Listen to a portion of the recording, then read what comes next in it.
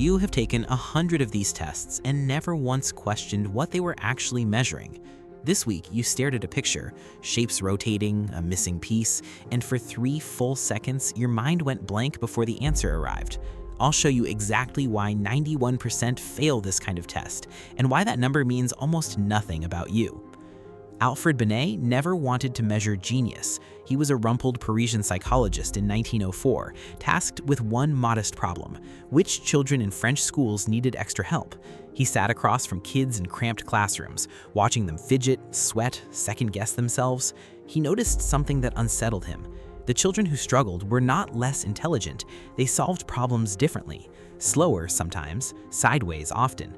Binet feared what would happen if his simple diagnostic tool ever got turned into a ranking system for human worth. He said so in writing before he died. His fear came true almost immediately. Here is what a test like the one in that thumbnail is actually doing to you. You look at the pattern, your chest tightens slightly, there is a flicker of dread, the sense that everyone else would see it instantly. What's actually happening is called fluid intelligence, not memorized facts, not vocabulary, but your raw ability to spot a relationship between shapes you've never seen before, in real time, under pressure. Think of it like improvisation in jazz. It is not knowing the notes, it's inventing the next one before you consciously decide to. Recognition is cheap, invention is expensive. That's why those viral tests feel harder than school ever did. School mostly asked you to recognize what you had already memorized. This asks you to build something new on the spot with no rehearsal. Maybe you thought watching a friend solve it faster than you did. I'm just not a puzzle person. Here's what the test never asks. Can you explain something complex simply? Can you connect ideas no textbook ever linked? Can you see what a beginner cannot?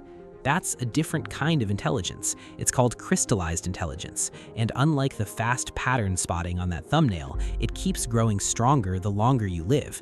A mind that only prizes fast pattern recognition is measuring one instrument in an entire orchestra. And here's the deeper pattern. IQ scores had been rising across dozens of countries, year after year, not because humanity got smarter, but because the world trained us differently. Symbols, categories, hypotheticals nobody's grandparents were ever asked to reason about. The test did not change. The environment training our minds did. Intelligence is not a fixed number. It's closer to a muscle, shaped by what you ask of it. So when that test flashes a rotating shape at you for 10 seconds, it is not reading some eternal truth carved into your skull. It is sampling one narrow skill at one narrow moment under conditions built for entertainment, not diagnosis. Here's how you actually build fluid reasoning if you want to. Find a real pattern problem, set a timer, do not glance at the answer, sit inside the discomfort of not knowing. This is where most people quit. Don't. Try one more angle before you commit. Check your answer last. That gap of not knowing is not failure. It's called desirable difficulty. It's the exact friction that strengthens reasoning the next time you face something unfamiliar. Struggle is not evidence you are broken. Struggle is the mechanism, and mechanism is not weakness. You were never broken. You were untrained. Binet built his scale to help a child, not to crown a genius or condemn a fool. Somewhere between 1904 and now, we forgot that a test is a snapshot, not a sentence. You looked at a spinning shape this week, and for a moment you believed it had measured you completely. It hadn't. It measured one narrow moment and mistook that for the whole of your mind. The real test was never the shapes. It was whether you'd mistake silence for proof.